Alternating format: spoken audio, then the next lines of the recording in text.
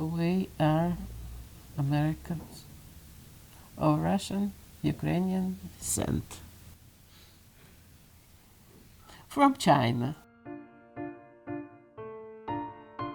My married name, Ludmilla Litvinoff. I was born in Harbin, China. Harbin was built in late 1880s, and then by the agreement of Russian government, they built Eastern Chinese Railroad. 1905, my grandfather went there to work. My father had a mill, and they will make flour and sell. When 1914, during the First World War, Russia stopped bringing the wheat to Carpecian Mountains.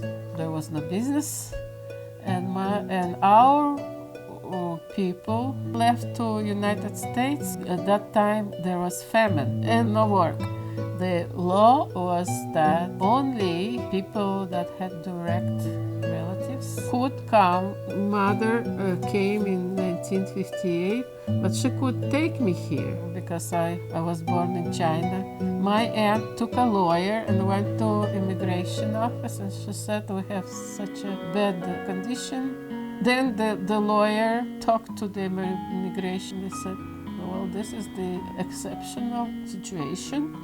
The lawyer says, why don't we take my father as born in Poland? My aunt and my mother made all these papers, and were accepted to United States. And thanks God and thanks to that lawyer, I could come, and I came here 1958, 1st of October.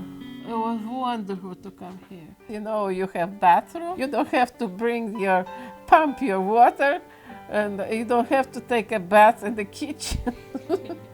Oh, when I came here, and my aunt rented out a small apartment, and when I opened the refrigerator, my goodness, there was a sausage, there were eggs, there were everything, and I remember that sausage, you know.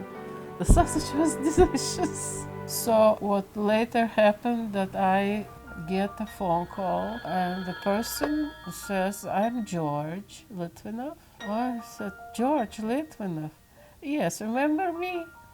Oh, yes. And there is a funny story that when we were about 10, our friend was an altar boy in church. Once he was helping with the wedding. So he decided to make a wedding. That George was my groom, and I was a bride. And then since that, we didn't see each other. So he came here, and he was drafted to Washington, Tacoma. And he knew that our family left to United States. So he started looking through the telephone book, and he found my father's name and telephone. I opened the door, and there's a huge man in a soldier's uniform. And before he left, he says, you know, I would like to have a family with you. I really like you, and my dreams are to have 4 children, a dog, and a cat. He was very close to be relieved from his service. So he missed the Vietnam War by 2 weeks. And then he moved in here. And back in 1966, we were married, although he decided that 4 kids, it's a little bit too much.